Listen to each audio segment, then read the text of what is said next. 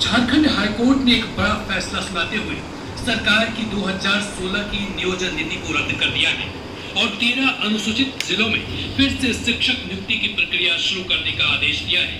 ये फैसला पलामू के एक अभ्यर्थी सोनी कुमारी की याचिका पर आया है, लेकिन सोनी कुमारी कोर्ट के इस फैसले से खुश नहीं है, क्योंकि कोर्ट ने इसे नीति के तहत 11 गैर अनुसूचित जिलों में हुई बहाली या नियुक्ति प्रक्रिया को बरकरार रखा है। तो आप 11 जिलों को क्यों रखे?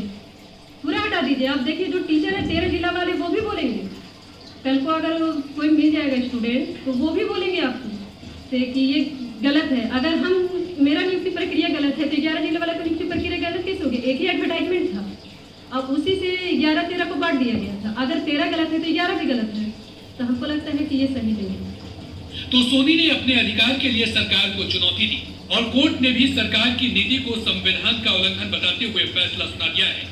वहीं इस फैसले के बाद तत्कालीन रघुवर सरकार की नीति पर भी सवाल खड़े हो रहे हैं। जब इस पर लॉ लेट डाउन किया हुआ है, अगर सुप्रीम कोर्ट का लॉ है कि 50% से ज्यादा रिजर्वेशन नहीं हो सकता है by any circumstance, in any circumstance, तो इस तरह की पॉलिसी बनानी नहीं चाहिए।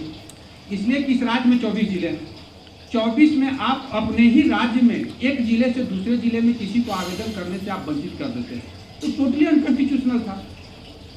पूर्व की रघुवर सरकार ने 10 साल के लिए 2016 में नियोजन नीति बनाई थी, जिसमें 13 जिलों रांची, खूंटी, गुमला, सिमडेगा, लोहरदगा, पश्चिमी सिंहभूम, पूर्वी सिंहभूम, सरायकेला खरसावा, लातेहार, दुमका, जामताड़ा, पाकुड़ और साहिबगंज को अनुसूचित वर्ग में रखा गया था और इन जिलों की नौकरियों में यहीं के अभ्यर्थियों को नियुक्ति करने का प्रावधान था, जबकि 11 जिले पलामू, गढ़वा, चतरा, हजारीबाग, रामगढ़, कोडरमा, गिरिडीह, बोकारो, धनबाद, गोड्डा और देवघर गैर अनुसूचित वर्ग में रखा गया था और इन जिलों में राज्य के सभी जिलों के लोग आवेदन कर सकते थे और इसी नियोजन नीति के तहत 18,000 से अधिक हाई स्कूल शिक्षकों की नियुक्ति भी शामिल है।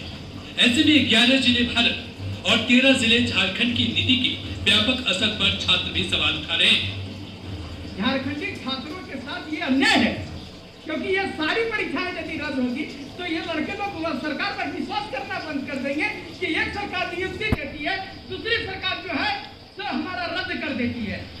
हाईकोर्ट के फैसले के खिलाफ झारखंड सरकार अब सुप्रीम कोर्ट जा सकती है।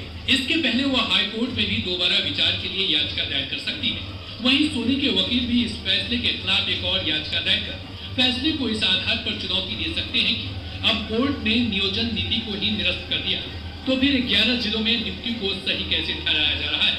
गोविंद किशोर झा, न्यूज़ 18, रांची।